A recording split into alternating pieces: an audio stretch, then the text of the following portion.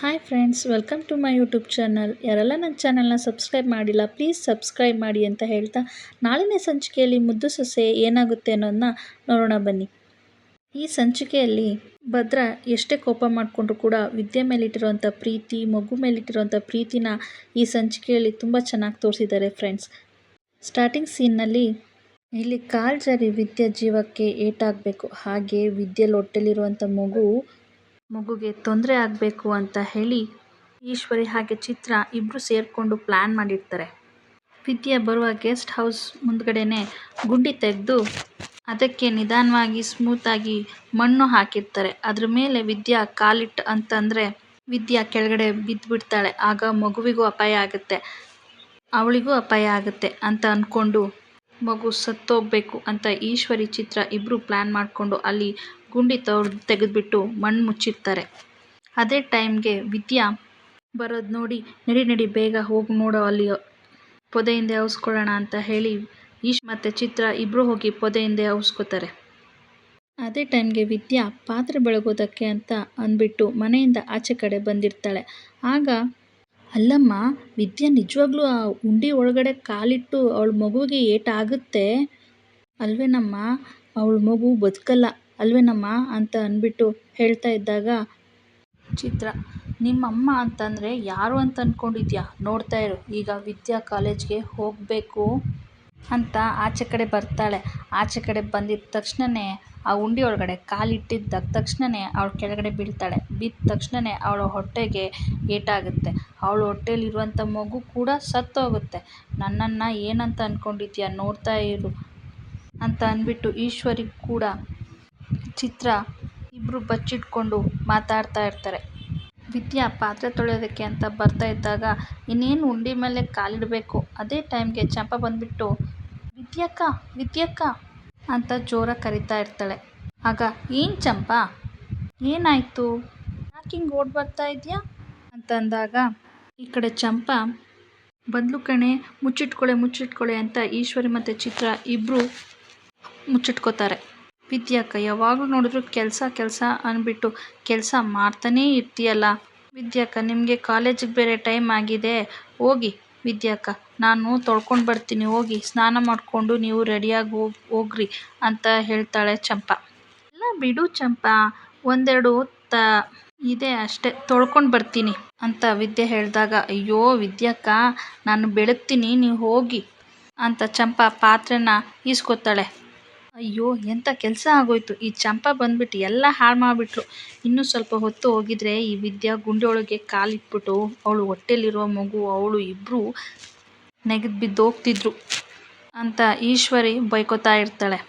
ಹಾಗೆ ಚಂಪಾ ಪಾತ್ರೆ ಬೆಳಗೋಕ್ಕೆ ಅಂತ ಹೋದರೆ ಇನ್ನೊಂದು ಕಡೆ ವಿದ್ಯಾ ಬಟ್ಟೆಗಳನ್ನೆಲ್ಲ ತೊಗೊಂಡು ಸ್ನಾನಕ್ಕೆ ಅಂತ ಹೋಗ್ತಾ ಇರ್ತಾಳೆ. ಅದೇ ಟೈಮ್ಗೆ ಭದ್ರ ಕೂಡ ಸ್ನಾನ ಮಾಡಿಕೊಂಡು ಬರ್ತಾ ಇರ್ತಾನೆ. ವಿದ್ಯಾ ಸ್ನಾನಕ್ಕೆ ಹೋಗ್ತಾ ಇರೋದನ್ನು ನೋಡ್ತಾ ಇದ್ದಾಗ, ಸ್ನಾನಕ್ಕೆ ಹೋಗ್ತಾ ಇದೆಯಾ ಅಂತ ಅಂದ್ಬಿಟ್ಟು ಕೇಳ್ತಾ ಇದ್ದಾಗ, ಹೌದು ಗೌಡ್ರೆ ಅಂತ ಹೇಳ್ತಾಳೆ. ನೋಡು, ಸ್ನಾನಕ್ಕೆ ಹೋಗಬೇಕಾದ್ರೆ ಹುಷಾರಾಗಿ ಹೋಗು ಅಂತ ಹೇಳ್ತಾನೆ. ಯಾಕೆ ಗೌಡ್ರೆ ಅಂತ ವಿದ್ಯಾ ಕೇಳಿದಾಗ, ಅಲ್ಲಿ ಬಚ್ಚಲ ಮನೆಯಲ್ಲಿ ತುಂಬಾ ಜಾರ್ತಾ ಇದೆ, ಅದು ಅಲ್ಲದೆ ನಿನ್ನ ಹೊಟ್ಟೆಲಿ ಮಗು ಬೇರೆ ಇದೆ, ಹುಷಾರಾಗಿ ಹೋಗು, ಅಕಸ್ಮಾತ್ ಏನಾದ್ರು ಜಾರು ಬಿದ್ದರೆ ಅಂದರೆ ಅವಾಗ ತುಂಬ ಏಟಾಗುತ್ತೆ ಅಂತ ಹೇಳ್ತಾ ಇರ್ತಾನೆ. ಹೌದಾ ಗೌಡ್ರೆ, ಈ ಕಾಳಜಿ ಎಲ್ಲ ಯಾವಾಗ ಬಂತು ಗೌಡ್ರೆ ನಿಮಗೆ, ನನ್ನ ಮೇಲೆ ಪ್ರೀತಿ ಇಷ್ಟೊಂದು ಅಂತ ಕೇಳಿದಾಗ ಭದ್ರ ಸುಮ್ಮನೆ ನೋಡ್ತಾ ಇರ್ತಾನೆ.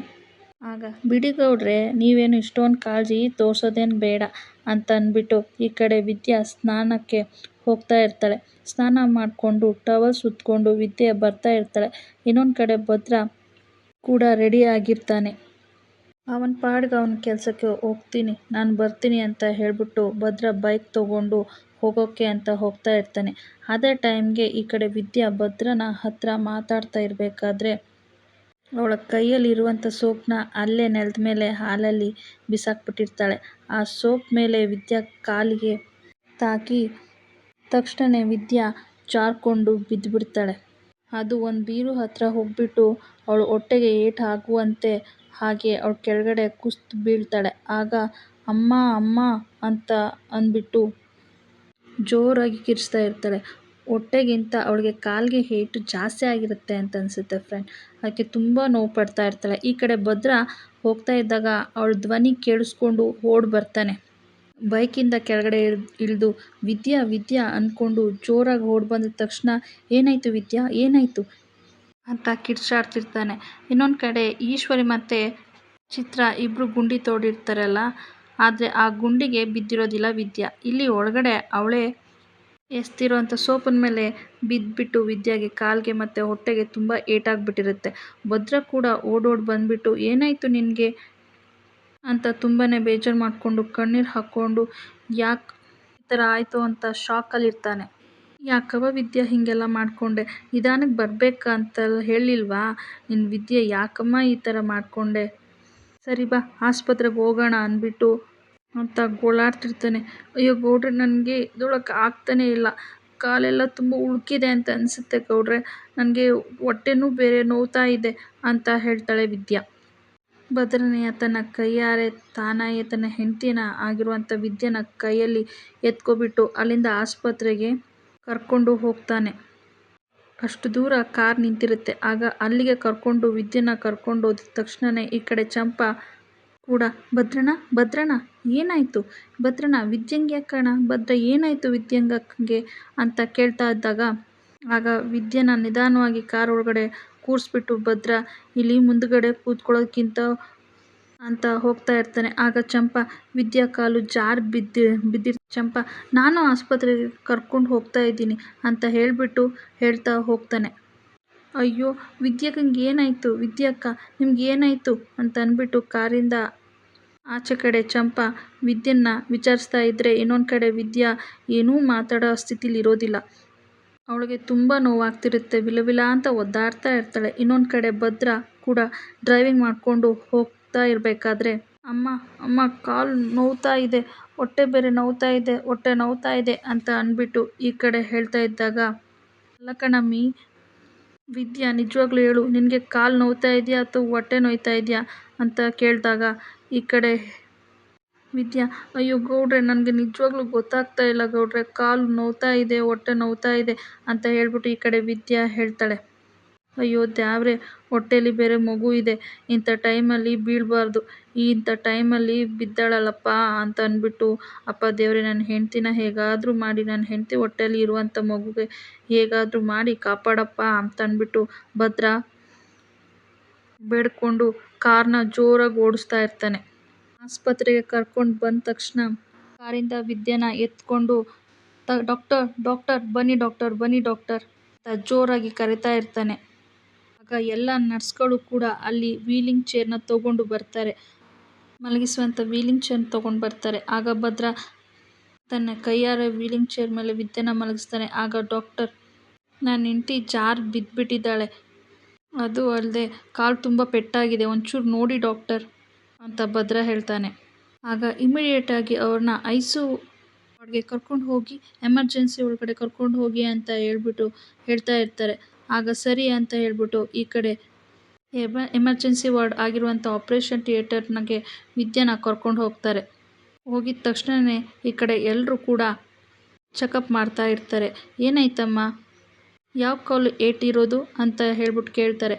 ಆವಾಗ ಅದು ಬಲಗಡೆ ಕಾಲು ಡಾಕ್ಟರ್, ಬಲಗಡೆ ಅಂತ ವಿದ್ಯಾ ಹೇಳ್ತಾಳೆ. ಆಗ ವಿದ್ಯೆನ ಟೆಸ್ಟ್ ಮಾಡ್ತಾ ಇರಬೇಕಾದ್ರೆ ಆಚೆ ಕಡೆ ಭದ್ರ ಕೂಡ ತುಂಬಾ ಟೆನ್ಷನ್ ಮಾಡಿಕೊಂಡು ಓಡಾಡ್ತಾ ಇರ್ತಾನೆ. ಅಯ್ಯೋ ಡಾಕ್ಟರ್ಗೆ ನನ್ನ ಹೆಂಡ್ತಿ ಪ್ರೆಗ್ನೆಂಟ್ ಆಗಿದ್ದಾಳೆ, ನನ್ನ ಹೆಂಡ್ತಿ ಹೊಟ್ಟೆಲಿ ಮಗು ಇದೆ ಅಂತ ಅನ್ನೋ ವಿಚಾರನೇ ಹೇಳಿಲ್ವಲ್ಲ ಅಂತ ಹೇಳ್ಬಿಟ್ಟು ಭದ್ರ ಜೋರಾಗಿ ಡಾಕ್ಟರ್ ಅಂತ ಕೂಗಾಡ್ತಾ ಇರ್ತಾನೆ. ಆಗ ಆಪ್ರೇಷನ್ ಒಳಗಡೆ ಇರುವಂಥ ಡಾಕ್ಟರ್ ಜೊತೆ ಇದ್ದವರು ನರ್ಸ್ ಆಚೆ ಕಡೆ ಬಂದುಬಿಟ್ಟು, ಏನಾಯಿತು, ಯಾಕೆ ಈ ಥರ ಕೂಗಾಡ್ತಿದ್ದೀರಾ ಅಂತ ಕೇಳ್ತಾರೆ. ನೋಡಿ, ನನ್ನ ಹೆಂಡ್ತಿ ಒಬ್ಬಳೇ ಅಲ್ಲ, ಅವಳ ಹೊಟ್ಟೆಲಿ ಮಗು ಇದೆ, ಅವಳು ಪ್ರೆಗ್ನೆಂಟ್ ಆಗಿದ್ದಾಳೆ ಅಂತ ಹೇಳ್ತಾನೆ. ಏನು ಪ್ರೆಗ್ನೆಂಟಾ, ಇಂಥ ಟೈಮಲ್ಲಿ ಯಾರು ಕಾಲು ಜಾರಿ ಬೀಳ್ತಾರಾ, ಅಯ್ಯೋ ಈಗ ಕಾಲು ಜಾರಿ ಬಿದ್ದಿದ್ದಾರಲ್ಲ ಅಂತ ಹೇಳಿಬಿಟ್ಟು ಈ ಕಡೆ ನರ್ಸ್ ಹೇಳ್ತಾರೆ. ಅಲ್ಲ ಕಣ್ರಿ, ಇದನ್ನೆಲ್ಲ ಮೊದಲೇ ಹೇಳಬೇಕಿತ್ತಲ್ವಾ ಅಂತ ಕೇಳಿದಾಗ ಈ ಕಡೆ ಡಾಕ್ಟರ್ ನರ್ಸ್ ಹೇಳ್ತಾ ಇರ್ತಾರೆ. ಆಗ ಮೇಡಮ್, ನನಗೆ ಗೊತ್ತಾಗಲಿಲ್ಲ ಮೇಡಮ್, ನನಗೆ ಈಗ ನೆನಪಾಯಿತು ಅಂತ ಹೇಳ್ತಾರೆ. ಸರಿ ಬನ್ನಿ, ಡಾಕ್ಟರ್ ಹತ್ರ ನೀವೇ ಹೇಳೋರಂತೆ ಅಂತ ಹೇಳ್ಬಿಟ್ಟು ನರ್ಸ್ ಕರ್ಕೊಂಡು ಹೋಗ್ತಾರೆ. ಆಗ ಡಾಕ್ಟರ್, ಇವರು ಏನೋ ಹೇಳಬೇಕಂತೆ ಅಂತ ಕೇಳ್ತಾರೆ. ಏನು ಹೇಳಿ ಅಂತ ಡಾಕ್ಟರ್ ಕೇಳ್ತಾರೆ. ನೋಡಿ ನನ್ನ ಹೆಂಡತಿ ಕಾಲು ಜಾರಿ ಬಿದ್ದಿದ್ದಾಳೆ ಅಲ್ವಾ, ಅವಳು ಇವಾಗ ಪ್ರೆಗ್ನೆಂಟ್ ಆಗಿದ್ದಾಳೆ, 3 ತಿಂಗಳು ಗರ್ಭಿಣಿ ಅವಳು ಅಂತ ವಿದ್ಯಾ ಮುಂದೆನೇ ಭದ್ರ ಹೇಳ್ತಾ ಇದ್ದಾಗ ವಿದ್ಯೆಗೆ ಅದನ್ನು ಕೇಳಿಸ್ಕೊಂಡು ಅವಳಿಗೂ ಸ್ವಲ್ಪ ಒಂದು ಕಡೆ ಖುಷಿ ಆಗ್ತಾ ಇರುತ್ತೆ. ಯಾಕೆ ಅಂದರೆ ವಿದ್ಯೆ ಈ ವಿಷಯ ಹೇಳಿದಾಗ ಭದ್ರ ತುಂಬ ಕೋಪ ಮಾಡ್ಕೊಂಡಿರ್ತಾನೆ. ಆದರೆ ಇವಾಗ ತುಂಬ ನೋವು ಪಡ್ತಾ ಇದ್ದಾನಲ್ಲ, ಎಷ್ಟು ಪ್ರೀತಿ ಇಟ್ಕೊಂಡಿದ್ದಾನೆ ಅಂತ ಅಂದ್ಬಿಟ್ಟು ವಿದ್ಯೆಗೆ ಒಂದು ಕಡೆ ಎಲ್ಲೋ ಒಂದು ಕಡೆ ಖುಷಿ ಪಡ್ತಾ ಇರ್ತಾಳೆ. ಹಾಗೆ ಅವಳಿಗೆ ನೋವು ಕೂಡ ತಡೆಯೋಕ್ಕಾಗ್ತಾನೆ ಇರೋದಿಲ್ಲ. ಆಗ ಡಾಕ್ಟರ್ ಏನು ಹೇಳ್ತಾ ಇದ್ದೀರಾ, ಇಂಥ ಟೈಮಲ್ಲಿ ಇವರು ಕಾಲು ಜಾರಿ ಏನಾದ್ರು ಬಿದ್ದಿದ್ರೆ ಅಂತಂದರೆ ಅವ್ರ ಮಗುಗೂ ಕೂಡ ತೊಂದರೆ ಆಗಿರುತ್ತೆ ಅಂತ ಹೇಳ್ತಾರೆ ಡಾಕ್ಟರ್. ದಯವಿಟ್ಟು ಡಾಕ್ಟರ್ ನನ್ನ ಹೆಂಡತಿಗೆ ಹೇಗಾದರೂ ಕಾಪಾಡಿ, ಹೆಂಡತಿಯನ್ನು ಹಾಗೆ ಅವಳ ಹೊಟ್ಟೆಲಿರುವಂಥ ನನ್ನ ಮಗುನೂ ಕೂಡ ಕಾಪಾಡಿ, ಯಾವುದೇ ಕಾರಣಕ್ಕೂ ತೊಂದರೆ ಆಗಬಾರ್ದು ಡಾಕ್ಟರ್, ದಯವಿಟ್ಟು ನಿಮ್ಮ ಕೈ ಮುಗಿತೀನಿ, ಬೇಡ್ಕೊತಿದ್ದೀನಿ ಅಂತ ಭದ್ರ ಡಾಕ್ಟರ್ ಹತ್ರ ರಿಕ್ವೆಸ್ಟ್ ಮಾಡ್ಕೋತಾ ಇರ್ತಾನೆ. ಈ ಸೀನ್ ನೋಡಿದ್ರೆ ಭದ್ರಂಗೆ ಎಷ್ಟು ಪ್ರೀತಿ ಇದೆ ಅಂತ ಅನಿಸುತ್ತೆ ಅಲ್ವಾ ಫ್ರೆಂಡ್ಸ್. ಇನ್ನೊಂದು ಕಡೆ ಚಂಪಾ ಎಲ್ಲ ವಿಷಯ ಗೊತ್ತಾಗಿರುತ್ತೆ. ಅದೇ ಟೈಮ್ಗೆ ಈಶ್ವರಿ ಹಾಗೆ ಚಿತ್ರ ಬಂದುಬಿಟ್ಟು ಏನಾಯ್ತೆ ಅಂತ ಕೇಳ್ತಾರೆ. ಅಯ್ಯೋ ಈಶ್ವರಿ ಅತ್ತೆ, ವಿದ್ಯಾ ಕಾಲು ಜಾರಿ ಬಿದ್ದುಬಿಟ್ಟವಳೆ ಅಂತ ಹೇಳಿದಾಗ ಅದನ್ನು ಕೇಳಿಸ್ಕೊಂಡು ಈಶ್ವರಿಗೆ ಚಿತ್ರಗೆ ಇಬ್ಬರು ಒಳಗೆ ನಗ್ತಾ ಇರ್ತಾರೆ. ಆಗ ಅವ್ವ ಏನವ ಇದು, ಲಡ್ಡು ಬಂದು ಬಾಯಿ ಬಿದ್ದಂಗೆ ಆಗದಲ್ಲವ, ನಾವು ಗುಂಡಿ ತೋಡಿ 3 ಅಡಿನ ಕಾಲು ಜಾರಿ ಬೀಳೋ ಹಾಗೆ ಮಾಡಿದ್ರೆ ಅವಳು ನೋಡಿದ್ರೆ ಒಳಗಡೆನೆ ಬಿದ್ದವಳಲ್ಲ, ಹೆಂಗೈತವ ಇದು ಸೂಪರ್ ಅಂತ ಚಿತ್ರ ಕೂಡ ಒಳಗೊಳಗೆ ನಗ್ತಾ ಇರ್ತಾಳೆ. ಆ ಕಡೆ ಅತ್ತೆ ಮೊದಲು ಈ ವಿಷಯನ ಅಮ್ಮಮ್ಮಂಗೆ ಹೇಳಬೇಕು ಅಂತ ಅಂದ್ಬಿಟ್ಟು ಚಂಪಾ ಅಲ್ಲಿ ಓಡೋಗ್ಬಿಡ್ತಾಳೆ. ಅಮ್ಮಮ್ಮ ಅಂತ ಕೂಗ್ತಾ ಹೋಗ್ತಾಳೆ. ಇನ್ನೊಂದು ಕಡೆ ಮೋಹನ ಹಾಗೆ ಅಮ್ಮಮ್ಮ ಇಬ್ಬರು ಕೂತ್ಕೊಂಡು ಹೂ ಕಟ್ತಾ ಇರ್ತಾರೆ. ಮೋಹನ ಹೂ ಕಟ್ತಾ ಇದ್ದರೆ ಅಮ್ಮಮ್ಮ ಮಾತಾಡಿಕೊಂಡು ಕೂತ್ಕೊಂಡಾಗ ಅದೇ ಟೈಮ್ಗೆ ಚಂಪಾ ಅಮ್ಮಮ್ಮ ಅಂತ ಜೋರಾಗಿ ಓಡಿ ಬರ್ತಾಳೆ. ಏನಾಯ್ತೆ ಚಂಪಾ ಅಂತ ಕೇಳಿದಾಗ ಅಮ್ಮಮ್ಮ ಅದು ಅಲ್ಲಿ ಗೆಸ್ಟ್ ಹೌಸು, ಅಲ್ಲಿ ವಿದ್ಯಕ್ಕ ಅಂತ ಹೇಳ್ತಾಳೆ. ಏನವ ಅದು ಕರೆಕ್ಟಾಗಿ ಹೇಳು ಅಂತ ಕೇಳಿದಾಗ ವಿದ್ಯಕ್ಕ ಕಾಲು ಜಾರಿ ಬಿದ್ದುಬಿಟ್ಟವ್ರೆ, ಭದ್ರಣ್ಣ ವಿದ್ಯಕ್ಕನ್ನ ಆಸ್ಪತ್ರೆಗೆ ಕರ್ಕೊಂಡೋಗವ್ರೆ ಅಂತ ಹೇಳಿದ ತಕ್ಷಣ ಅಯ್ಯಯ್ಯೋ ದೇವ್ರೆ, ಎಂಥ ಕೆಲಸ ಆಗೋಯ್ತು, ಈ ಹುಡುಗಿ ನಿಧಾನವಾಗಿ ಓಡಾಡಬೇಕಾಗಿತ್ತಲ್ಲಪ್ಪ, ಇಂಥ ಟೈಮ್ನಲ್ಲಿ ಕಾಲು ಜಾರಿ ಎಲ್ಲ ಬೀಳಬಾರ್ದು, ಎಂಥ ಕೆಲಸ ಮಾಡ್ಕೊಬಿಟ್ಟವಳಲ್ಲವ ನನ್ನ ಮೊಮ್ಮಗಳು, ಮಗುವಿಗೆ ಏನಾದರೂ ತೊಂದರೆ ಆಗಿದ್ರೆ ಏನಪ್ಪ ಮಾಡೋದು ಈ ಟೈಮಲ್ಲಿ, ಕಾಲಿಗೆಲ್ಲ ಏಟ್ ಆಗಬಾರ್ದಾಗಿತ್ತು, ಕಾಲು ಉಳುಕ್ಬಾರ್ದು, ಇಂಥ ಟೈಮಲ್ಲಿ ಕಾಲು ಉಳುಕಿದ್ಯಲ್ಲಪ್ಪ ಅಂತ ಅಂದ್ಬಿಟ್ಟು ಅಮ್ಮಮ್ಮ ಎತ್ತವ ನನ್ನ ಕೈ ಹಿಡ್ಕೊಳವ ಇಲ್ಲಿ ಅಂತ ಅಂದ್ಬಿಟ್ಟು ಹೇಳ್ತಾರೆ. ಆಗ ಅಮ್ಮಮ್ಮ ನಿಧಾನವಾಗಿ ಚಂಪಾ ಕೈ ಹಿಡ್ಕೊಂಡು ಮೇಲಕ್ಕೆ ಎದ್ದೇಳ್ತಾಳೆ. ಬಾ ಮೋಹನ, ಬೇಗ ಹೋಗೋಣ ಆಸ್ಪತ್ರೆಗೆ, ನನ್ನ ಮೊಮ್ಮಗಳು ಯಾಕವ್ವ ಹಿಂಗೆ ಮಾಡಿಕೊಂಡೆ, ನನ್ನ ಮಗುವಿಗೆ ಏನಾಯ್ತವ, ಯಾಕವ್ವ ಹಿಂಗೆ ಮಾಡಿಕೊಂಡೆ, ಮಗುಗೆ ಏನಾಯಿತು ಅಂತ ಅಂದ್ಬಿಟ್ಟು ಅಮ್ಮ ಆಗಾಗ ಮೋಹನ ಚಂಪಾ 3 ಜನ ಆಸ್ಪತ್ರೆಗೆ ಬರ್ತಾರೆ. ಓಡೋಡಿ ಬರ್ತಾರೆ. ವಿದ್ಯಾ ಪ್ರೆಗ್ನೆಂಟ್ ಆಗಿದ್ದಾಳೆ ಅಂತ ಗೊತ್ತಾಗಿದ್ದ ತಕ್ಷಣ ಡಾಕ್ಟರ್ ಅವಳಿಗೆ ಸ್ಕ್ಯಾನ್ ಮಾಡಿಸ್ಬೇಕು, ಡಯಾಗ್ನೋಸ್ಟಿಕ್ನ ಡಾಕ್ಟರ್ನ ಕರೀರಿ ಅಂತ ನರ್ಸ್ಗೆ ಹೇಳ್ತಾರೆ. ಆಗ ಸರಿ ಮೇಡಮ್ ಅಂತ ಹೇಳಿಬಿಟ್ಟು ಹೋಗಿ ಡಯಾಗ್ನೋಸ್ಟಿಕ್ ಡಾಕ್ಟರ್ನ ಕರ್ಕೊಂಡು ಬರ್ತಾರೆ. ಆಗ ಡಯಾಗ್ನೋಸ್ಟಿಕ್ ಡಾಕ್ಟರ್ ವಿದ್ಯಾ ಹೊಟ್ಟೆಲಿ ಮಗು ಇದೆಯಾ ಅಂತ ಹೇಳಿ ಮುಟ್ಟಿ ನೋಡ್ತಾ ಚೆಕ್ ಮಾಡ್ತಾರೆ. ಇಬ್ಬರು ಡಾಕ್ಟರ್ ಸೇರಿಕೊಂಡು ವಿದ್ಯಾನ ಟೆಸ್ಟ್ ಮಾಡ್ತಾ ಇರ್ತಾರೆ. ಅದಾದಮೇಲೆ ಇಮಿಡಿಯೇಟಾಗಿ ಸ್ಕ್ಯಾನಿಂಗ್ ರೂಮ್ಗೆ ಕರ್ಕೊಂಡು ಹೋಗ್ತಿರ್ತಾರೆ. ಭದ್ರ ಆಚೆ ಕಡೆ ತುಂಬ ವಿಲ ಅಂತ ಒದ್ದಾಡ್ತಾ ಇರ್ತಾನೆ. ಏನು ಇಷ್ಟೊತ್ತಾದರೂ ಯಾರು ಏನು ಹೇಳ್ತಾ ಇಲ್ವಲ್ಲ ಅಂತ ವಿಲ ಒದ್ದಾಡ್ತಾ ಇರ್ತಾನೆ. ಇದರಲ್ಲೇ ಗೊತ್ತಾಗುತ್ತೆ ಭದ್ರಂಗೆ ವಿದ್ಯೆನ ಕಂಡ್ರೆ ಎಷ್ಟು ಪ್ರೀತಿ ಇದೆ ಅಂತ ಅಲ್ವಾ ಫ್ರೆಂಡ್ಸ್. ಈ ಕಡೆ ಡಾಕ್ಟರ್ ಸ್ಕ್ಯಾನಿಂಗ್ ರೂಮ್ಗೆ ಕರ್ಕೊಂಡು ಹೋಗ್ತಾ ಇದ್ದಾಗ ಯಾಕೆ ಡಾಕ್ಟರ್ ಅವಳನ್ನ ಎಲ್ಲಿ ಕರ್ಕೊಂಡು ಹೋಗ್ತಾ ಇದ್ದೀರಾ ಅಂತ ಕೇಳಿದಾಗ ನೋಡ್ರಿ ಇವರು ಒಬ್ಬರೇ ಅಂತ ಅಂದ್ಕೊಂಡಿದ್ರೆ, ಆದರೆ ಇವ್ರ ಹೊಟ್ಟೆಲಿ ಇನ್ನೊಂದು ಜೀವ ಇದೆ, ಅವಳು ಪ್ರೆಗ್ನೆಂಟ್ ಆಗಿದ್ದಾಳೆ, ಅದಕ್ಕೋಸ್ಕರನೇ ಅವ್ರಿಗೆ ಸ್ಕ್ಯಾನ್ ಮಾಡಿಸ್ಬೇಕು. ಹಾಗೆ ಇನ್ನೊಂದು ವಿಷಯ ಹೇಳಬೇಕಾಗುತ್ತೆ, ಹೊಟ್ಟೆಗೆ ಏನಾದರೂ ಪೆಟ್ಟು ಬಿದ್ದಿದ್ರೆ ಮಗುಗೆ ತೊಂದರೆ ಆಗಿರುತ್ತೆ, ಆವಾಗ ಆಪ್ರೇಷನ್ ಮಾಡಬೇಕಾಗುತ್ತೆ ಅಂತ ಹೇಳಿದಾಗ ಭದ್ರಂಗೆ ಶಾಕ್ ಆಗುತ್ತೆ. ಭದ್ರ ನಡ್ಗೋಗ್ತಾನೆ. ಮಗುನ ಅಬಾರ್ಟ್ ಮಾಡ್ತಾರಾ ಅಂತ ತುಂಬಾ ನೊಂದ್ಕೊಂಡು ಕಣ್ಣೀರು ಹಾಕ್ತಾ ಇರ್ತಾನೆ. ಇದೇ ಮೊದಲನೇ ಸಲ ಅನಿಸುತ್ತೆ ಭದ್ರ ಮಗುಗೋಸ್ಕರ ಕಣ್ಣೀರು ಹಾಕ್ತಾ ಇರೋದು. ಆಗ ಡಾಕ್ಟರ್ ನೋಡಿ ಏನು ಹೆದರ್ಕೋಬೇಡಿ, ಆ ದೇವರಿದ್ದಾನೆ, ಆ ದೇವ್ರ ಮೇಲೆ ಭಾರ ಹಾಕಿ ಅಂತ ಅಂದ್ಬಿಟ್ಟು ಡಾಕ್ಟರ್ ಹೇಳಿಬಿಟ್ಟು ವಿದ್ಯಾನ ಸ್ಕ್ಯಾನಿಂಗ್ ರೂಮ್ಗೆ ಕರ್ಕೊಂಡು ಹೋಗ್ತಾರೆ. ಇನ್ನೊಂದು ಕಡೆ ಈಶ್ವರಿ ಹಾಗೆ ಚಿತ್ರ ಇಬ್ಬರು ಗುಡಿಸ್ಲಲ್ಲಿ ಅದೇನೋ ಕೆಲಸ ಮಾಡ್ತಾ ಇರ್ತಾರೆ. ಅದೇ ಟೈಮ್ಗೆ ಸಾವಿತ್ರಿ ವಿನಂತಿ ಇಬ್ಬರು ವಿದ್ಯೆಗೆ ಏನಾಯಿತು ಅಂತ ಕೇಳೋಕೆ ಬರ್ತಾರೆ. ಸಾವಿತ್ರಿ ವಿನಂತಿಗೆ ಇಬ್ರಿಗೂ ಈ ವಿಷಯ ಗೊತ್ತಿರೋದಿಲ್ಲ. ಈಶ್ವರಿ ಅಂತ ಅಂದಾಗ ಈಶ್ವರಿ ಹಾಗೆ ಚಿತ್ರ ಇಬ್ಬರು ಆಚೆ ಕಡೆ ಬರ್ತಾರೆ. ಈಶ್ವರಿ ವಿದ್ಯೆಗೆ ಏನಾಯಿತು ಅಂತ ಕೇಳಿದಾಗ, ಅಯ್ಯೋ ನಿನಗೇನು ಗೊತ್ತಿಲ್ವಾ, ಮನೆಯಲ್ಲಿ ಇದೆಯಾ, ನಿನಗೇನು ಗೊತ್ತಾಗಲ್ವಾ ಅಂತ ಈಶ್ವರಿ ಕೇಳಿದಾಗ, ಅಯ್ಯೋ ಈಶ್ವರಿ ನಿಜವಾಗ್ಲೂ ಪ್ರಮಾಣವಾಗ್ಲೂ ನನಗೆ ವಿದ್ಯೆಗೆ ಏನಾಯ್ತು ಅಂತ ಗೊತ್ತಿಲ್ಲ. ಅಮ್ಮ ಹಾಗೆ ಈ ಕಡೆ ಮೋಹನ ಚಂಪಾ ಇಬ್ಬರು ಆಸ್ಪತ್ರೆಗೆ ಹೋಗ್ತಿದ್ರು, ಅದನ್ನು ನೋಡ್ಬಿಟ್ಟು ನಿಮ್ಮನ್ನು ವಿಚಾರಿಸೋಣ ಅಂತ ಬಂದೆ ಅಂತ ಹೇಳ್ತಾಳೆ. ಅಯ್ಯೋ ಈ ವಿಷಯ ಎಲ್ಲ ಗೊತ್ತಾಗಿ ನೀನೇನು ಮಾಡ್ತೀಯ ಬಿಡು ಅಂತ ಹೇಳ್ಬಿಟ್ಟು ಈಶ್ವರಿ ಹೇಳಿದಾಗ, ಅಯ್ಯೋ ಅದಕ್ಕೆ ಹೇಳಿ ಈಶ್ವರಿ ಅಂತ ಕೇಳ್ತಾಳೆ. ವಿದ್ಯಾ ಬಾತ್ರೂಮಲ್ಲಿ ಸ್ನಾನ ಮಾಡೋಕ್ಕೆ ಅಂತ ಹೋಗಿದ್ದಾಗ ಅಲ್ಲಿಂದ ಆಚೆ ಕಡೆ ಬಂದಾಗ ಕಾಲು ಜಾರಿ ಬಿದ್ಲು. ಅವಳ ಹೊಟ್ಟೆಲಿ ಹಾಗೆ ಕಾಲಿಗೆ ಏಟು ಆಗಿ ಆಸ್ಪತ್ರೆಗೆ ಹೋದ್ಲು ಅಂತ ಹೇಳ್ತಾರೆ. ಅಯ್ಯೋ ಅದಕ್ಕೆ ಹೇಳ್ತಾ ಇರೋದು ಅಂತ ಹೇಳಿದಾಗ, ಹೌದಾ ಹಾಗಾದರೆ ಆ ಮಗು ಬದುಕಿರೋದಿಲ್ವಾ ಅಂತಂದ್ಬಿಟ್ಟು ಈಶ್ವರಿನ ಕೇಳ್ತಾಳೆ. ಬೇಕು ಅಂತಲೇ ಸಾವಿತ್ರಿ ಕೇಳ್ತಾ ಇರ್ತಾಳೆ. ಮತ್ತೆ ಇಷ್ಟೊಂದೆಲ್ಲ ಏಟಾಗಿರುತ್ತೆ ಅಂತಂದರೆ ಮಗು ನಿಜವಾಗ್ಲೂ ಬದುಕಿರುತ್ತೆ ಅಂತ ಅನ್ನಿಸ್ತಿಲ್ಲ, ಸತ್ತೇ ಹೋಗಿರುತ್ತೆ ಅಂತ ಈಶ್ವರಿ ಹೇಳ್ತಾ ಇರ್ತಾಳೆ. ಸಾವಿತ್ರಿ ವಿನಂತಿ ಅಂತೂ ತುಂಬ ಖುಷಿ ಪಡ್ತಾ ಇರ್ತಾರೆ. ಈ ಕಡೆ ಈಶ್ವರಿ ಹಾಗೆ ಚಿತ್ರನು ಕೂಡ ಅದನ್ನು ಹೇಳ್ಕೊಂಡು ತುಂಬಾ ಖುಷಿ ಪಡ್ತಾ ಇರ್ತಾರೆ. ಇನ್ನೊಂದು ಕಡೆ ಭದ್ರ ಆಸ್ಪತ್ರೆಯಲ್ಲಿ ತುಂಬ ಟೆನ್ಷನ್ ಹಾಕ್ಕೊಂಡು ಆ ಕಡೆಯಿಂದ ಈ ಕಡೆಗೆ, ಈ ಕಡೆಯಿಂದ ಆ ಕಡೆಗೆ ಓಡಾಡ್ತಾ ಇರ್ತಾನೆ.